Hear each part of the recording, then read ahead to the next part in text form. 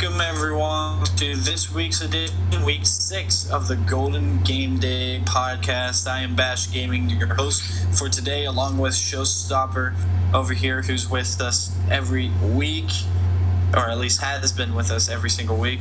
And let's just get the ball rolling. It's only the two of us, and we're going to get the ball rolling with Little Rock and Nebraska State. So, Showstopper, final score 35-27 Little Rock. What are your thoughts from this game, just watching it and seeing the stats? I think it's a play calling too. I think it's a quarterback play. I think it's just everything with Nebraska State. Gunnar Rivers and Kenny Puck is like Tom Brady and Julian Edelman. Just the connection they got right there. Plus, did you see that Hail Mary pass at the end of the half? Gunnar Rivers. And we'll talk about Gunnar in just a second. Right now, I want to focus a little bit, though, on Nebraska State. And I feel like they could be 5-0 right now if they did live up to their potential. And what their potential is creativity on the offensive side. That's why you have a field goal kicker and a punter quarterback right now. There's supposed to be some creativity there. And, you know, I'm going to challenge Nebraska State, and I'm hoping that they get this memo. I want Nebraska State, I'm not saying to abandon what you are running, but I want Nebraska State to run some new plays, run it a little bit more different. We're seeing a lot of the same type of schemes on most of these plays, and that's not hard for the other team like Little Rock in this instance to adapt to that. See, the thing with Nebraska State is they're either too creative and too risky, or they don't take any risk at all. It's like they need to find a balance within between maybe a switch of scheme, playbook, whatever, because they need to get the ball rolling because conference play is about to get tougher for them. That is very true. And on the flip side, though, I'm going to talk about Little Rock. And I doubted Little Rock. You know, I picked against them in 2 games now that they've ended up winning. Arkansas State, I believe I picked against them, and I picked against them and against Nebraska State at home. And Gunnar Rivers is just good enough where, you know, they can win 8 games in this conference, which I didn't think they would be able to. And Gunnar Rivers is easily the best quarterback in the Big 12, and I really don't think there's much of an argument. 14 for 17 and 4 touchdowns today, that's really freaking good. And it was a little bit of a down day, too, because he didn't break that 250 mark, and he had an interception. But even the win is what matters. The win is what matters, but Gunnar Rivers is what we're going to focus on with this Little Rock team, especially with you know, that 2 running back system kind of stepping up with Monet and Isaiah Green. For sure, this team looks a lot better now than they did in week 1 against Clemson. My thing is with Nebraska State, I don't know about the quarterback situation. At the beginning of the season, I wanted Graham Keith to be the starter. But, you know, you're already too far in the season, red shirt. I don't know if it's risky or not risky enough to do it. I don't know. I was thinking the same thing. I haven't been a big fan of Shinosky, and yeah, he wasn't really getting anything going. But what did Willis add to this offense that you know, Shinosky didn't? If you're going to put in Willis, you need to start getting more aggressive with your play calling instead of running the same stuff. They're 2 different quarterbacks. If it's running stuff that usually works for Shinosky and it just happened to not, don't run the same stuff with Willis as you did with Shinosky, because Willis, I think he's good with the right playbook and scheme, but in Shinosky's scheme, he's not the best quarterback. Yeah, definitely. I would agree so, and I feel like Shinosky, like I said earlier, is inconsistent. Mm-hmm. So I don't necessarily think it's playbook. I think it's just play calling at certain times. With Willis in the game, you need to be running some read option. You need to be running the ball a lot more than you pass the ball, because, you know, just throwing the ball 34 times with only Willis in the game, running LaBelle 9 times. I think Nebraska State is trying to become something that they truly are not, and that is a team that is supposed to be an air raid. And I just don't like that. Like, I still want Keith in, but I guess, you know, you gotta look for the future. I still think he has a good chance to play, but I don't want to take off that red shirt off of him now too far into the season.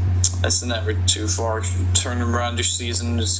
After game 1, you're still alive. Everything's in front of you for the conference championship. If you want to make that move, you got to make it now, though. Mm-hmm. All right.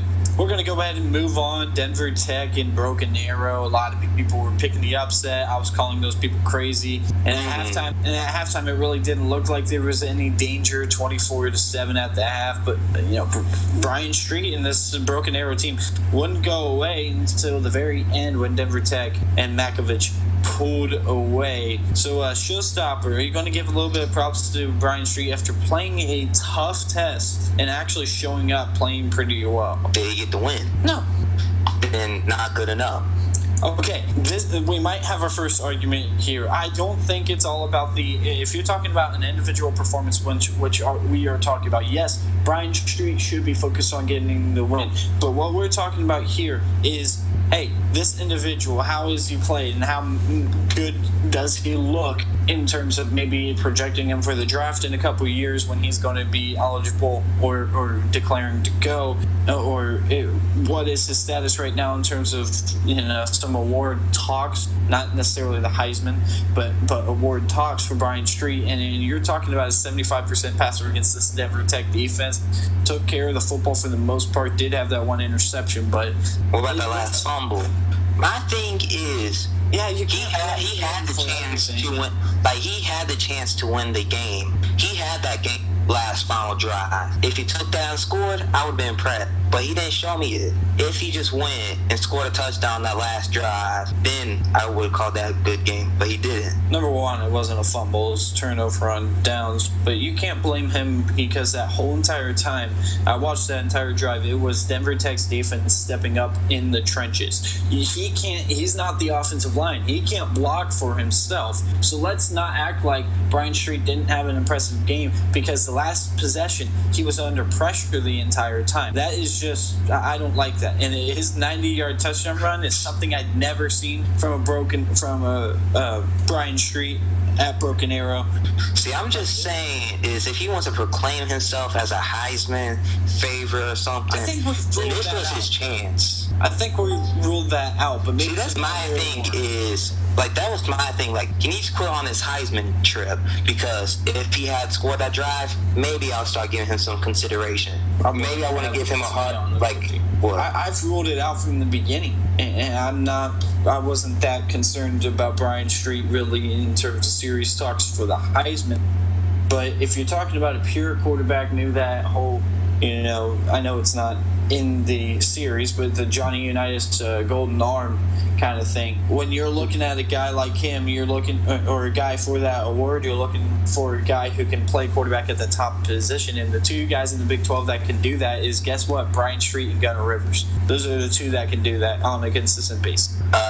Now, let's move on to Denver Tech side. What do you think about the quarterback's injury, Matovich?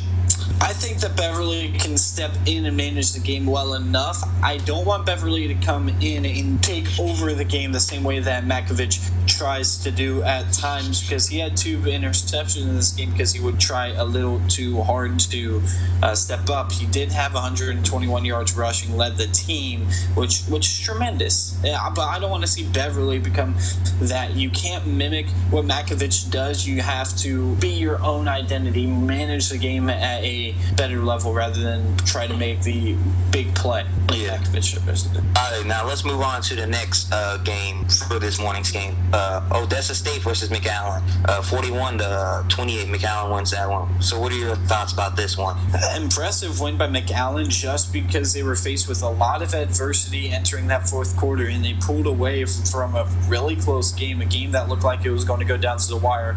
And it wasn't a blowout of any stretch, but it was a comfortable win in the end because they were able to go ahead and finish the deal. And Blair, he had a very good game, very efficient. 28 for 32. Yeah, 2 touchdowns, completions, no interceptions. A tremendous job by Blair in this ball game, and that's what the difference was in that fourth quarter. And the big kick, also in the fourth quarter, we're going to talk about McAllen's kicker Coronado, possibly as a Heisman contender rather than Amarillo's kicker, which we'll get to later. But a 54-yard field goal that ended up being pretty clutch because you put Odessa State with 2 minutes and 3 seconds left. You put Odessa State in a situation where they had to score a touchdown so quick they couldn't even get a field goal. One thing I'm most impressed about Odessa State is Odell lost the quarterback job, but at least they're still involving him in this gameplay.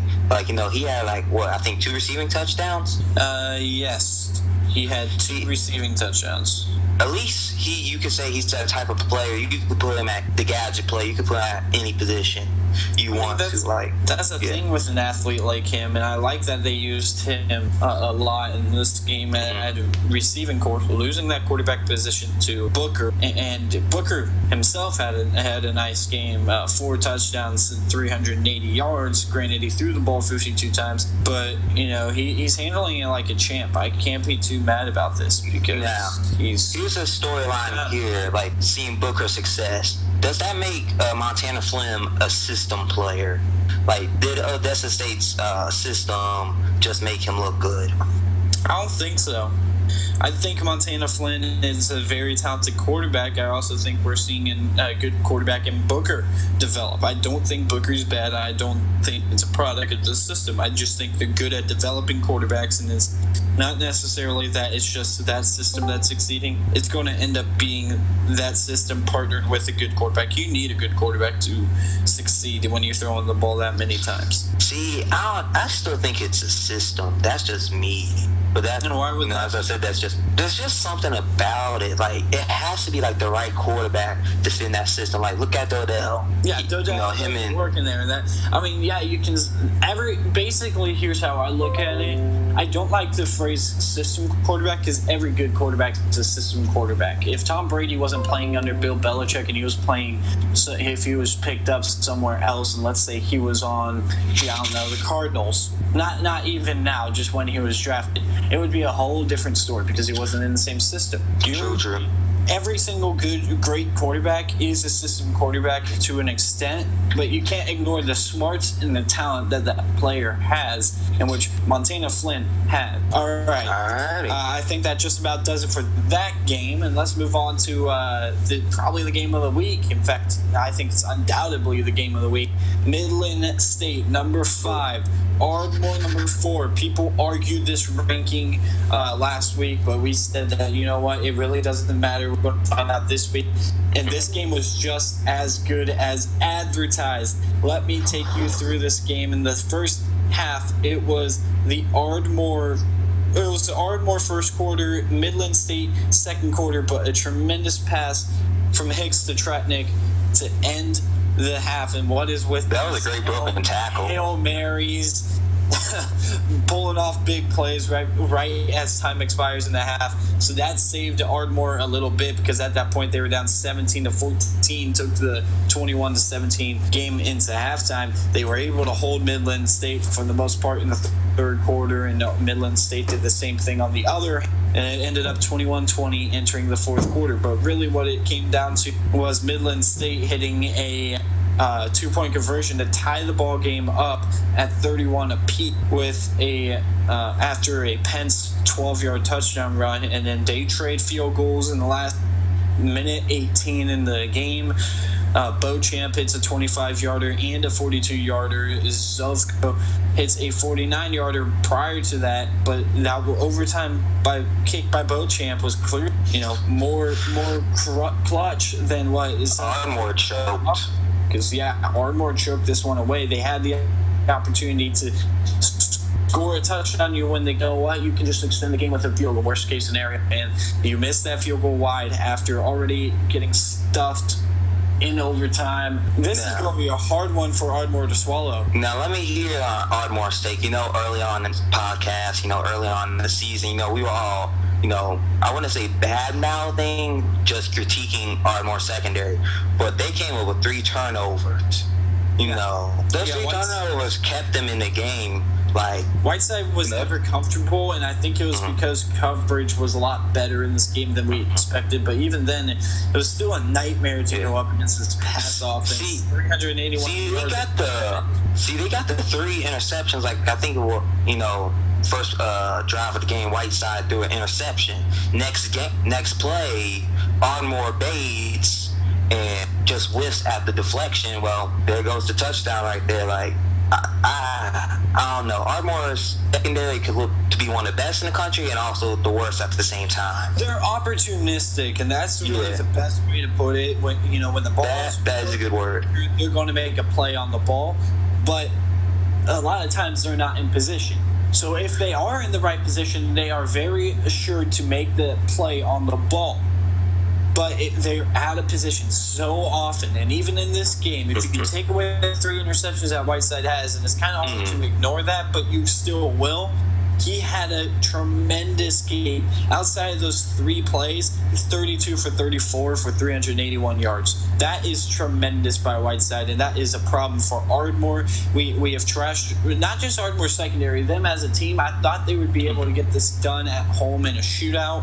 I wouldn't. I have Midland. They should have. I mean, Ardmore should have won this game. Ardmore had their opportunities, but they didn't take advantage of it.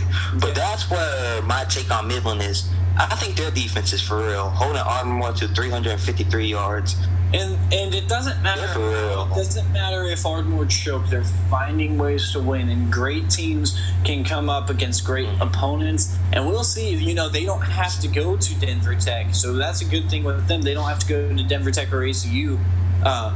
They have their hardest road game on their schedule out of their way. Now it's time for them to get to business. Now it's time for Midland State to really show what all the hype's about, because this team is just stacked. That wide receiver. Because I think Midland has the hardest conference schedule. They had Ardmore, they got ACU this week, and they got Denver Tech in a few weeks.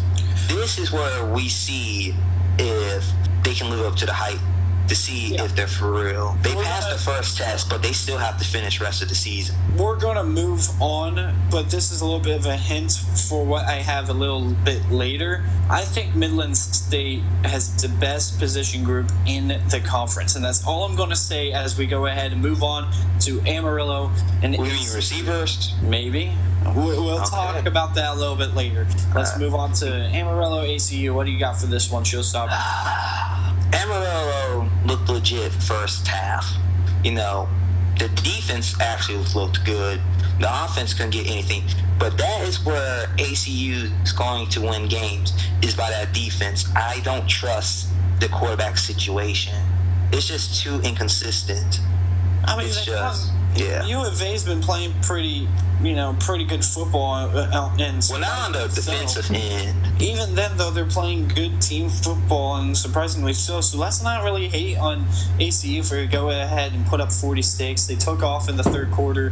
Vajovich had a tremendous game when he got called on in the second quarter. See, after that, my thing is just a quarterback situation. Like, they got to get a consistent starter, because you can't be flip-flopping between 2 quarterbacks. Like, you got to pick one or the other. Like, that's my thing with them, because I've been raving about their defense all season. It's hard. I think one of the best. It's hard to pick one or the other, because both of them have been inconsistent. Both of them have shown flashes of being really good, and that's why, even though they were my preseason pick, and even though I doubled down on them last week against my better judgment, I kind of said, well, they haven't lost, I'm going to go ahead. But when we hit next week, and that's going to be the halfway checkpoint of who do we think after the first couple weeks of Big 12 play, we're going to talk about who do we think now is the favorite to win the conference. It's definitely not going to be ECU, because ECU really is just too inconsistent. That first half versus the second half, it was 2 different teams, and that's just an example. Outscoring a team by 17 or outscoring a team by 5, which one would you prefer in a half of football? Not even a full game, a half of football. Well, it's definitely in 17. So 2 different teams. On the Amarillo side, wait, hold up. Dawes has a take here in the comment, since he was supposed to be here today, but his mic wasn't working. He says ACU's defense will be the team's live and die. They will live and die by the defense. I agree with that statement right there. Live and die by the defense. That rush defense specifically, they were tremendous today, and just the stat to show it, 111 yards on 21 carries, 5.2 yards per carry. Here's the thing with that. That doesn't sound great on the defensive perspective. However, that is one of the worst that they've allowed, if not, I can't remember top of my head, but if not the average yards per carry that they've allowed all season long. So for that to be said, that's pretty good. And this team is not bad whatsoever. They can check. Now, before we get to Amarillo, next week's game is going to come down to the defense. Which defense is better, Midland or ACU's? I don't know if it comes down to the defense. I think it's going to be powerhouse against powerhouse type thing. It's going to be defense versus offense. And which one's going to step up, that offense that Midland State is potent or that defense? I really think that, the offense on ACU is as weak or a good matchup for Midland State's defense. It's all going to be about that matchup. The offense for specifically that secondary versus the wide receiving core. And that could be a serious mismatch next week. Now, here's my take on Amarillo. Now I'm going to give it to you. D.D. Dukes looks like a legitimate NFL prospect based on looking at his stats and stuff. He's been having a good season, I would say, with the offense on the line. Great season. I think he's more of a college guy, though. I don't know how much success he can have at the next level. I could be wrong, but I just think his style of play is really too much focused on the system and carrying the team here that doesn't necessarily coincide with the NFL. He ran the ball more than double their other top rusher, which was Sykes at 6 carries. He ran the ball 13 times at 64 yards, and I'm not saying that he's the problem because D.D. Dukes is keeping him in these games that they shouldn't be in, but he's kind of exposing the wider issue that there is with Amarillo. On the offensive side is D.D. Dukes and everyone else. He's the one making the clutch plays, and he's the one who's getting the ball down the field. Mm-hmm. All right, I think we're good to move on now. Just one quick statement. Amarillo's kicker no longer in the Heisman watch. It's official. He missed. I can't believe he missed that 52-yarder. It's dead. I cannot believe that. So, my headset special of the week. I feel like it's appropriate for me to report on this right now. I got one thing to say. Go right ahead. Fear the Shreve at home. I picked against them. I thought Camu, they're a very balanced team. It's just, I don't know what goes on at the Shreve. I don't know what magical being or something's happening in the Shreve. The only team that's came into the Shreve to beat them, and I think the conference, is ACU. But I don't know. There's something off about Shreve. And, I picked it correct again, and they're always winning. It's just this is how Shreveport's working this year specifically.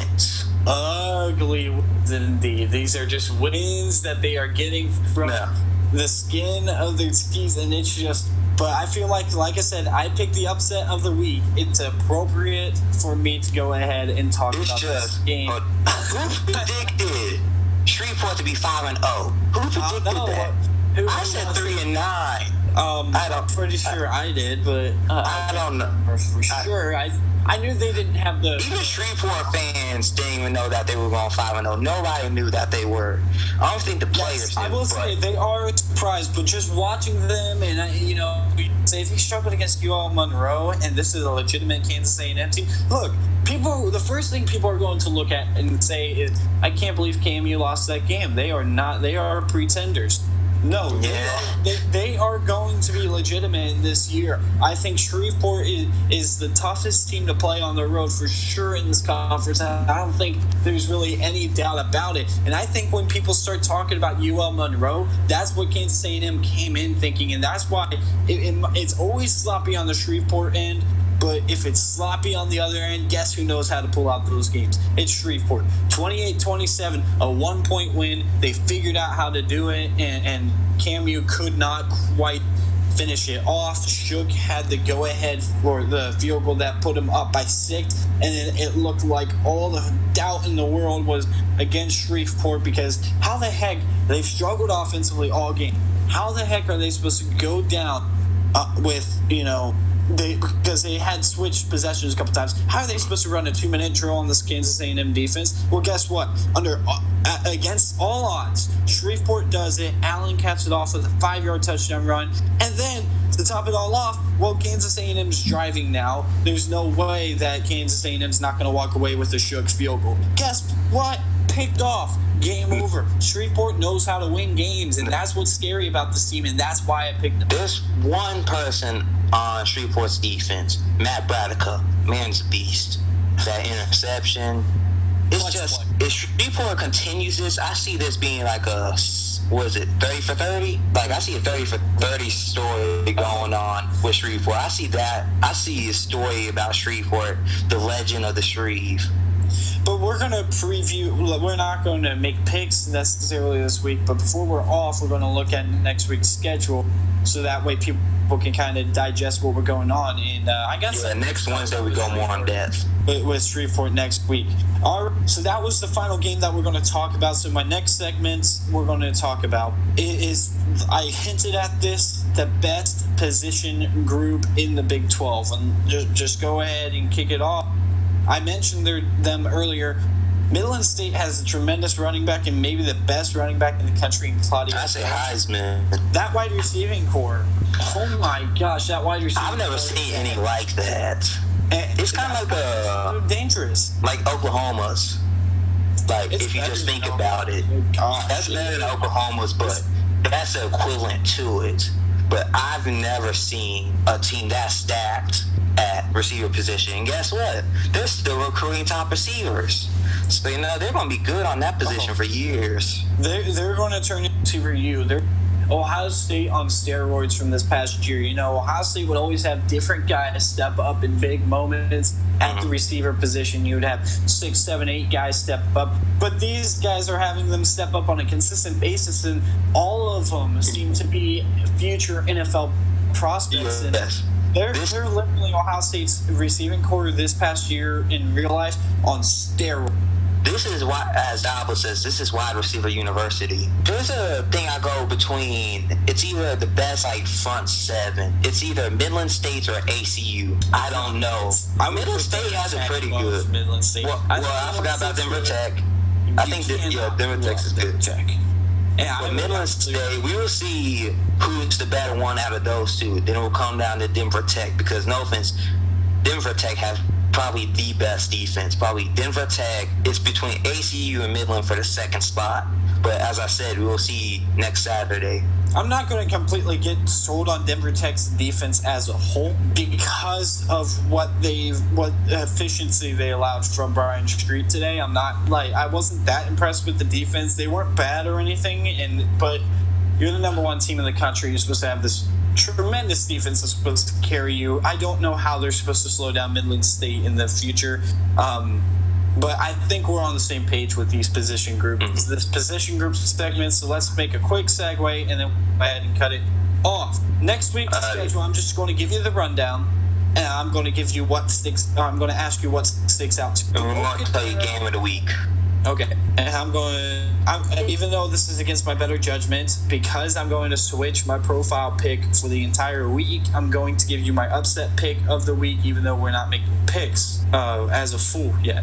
So Broken Arrow is at Amarillo, McAllen is at Nebraska State, Ardmore is at Kansas A&M, ACU at Midland State, Little Rock at Denver Tech, Shreveport at Odessa State. Wait, what am I talking about? Everybody knows game of the week. It's going to be ACU versus Midland State. What am I talking about? It's easy. I'm excited to watch that match. Here's my upset pick, guys, and you definitely need to watch on this. And guess who's involved yet again for second week in a row? Who's going to be involved? What's Shreveport? I want to see that as an upset. Odessa State.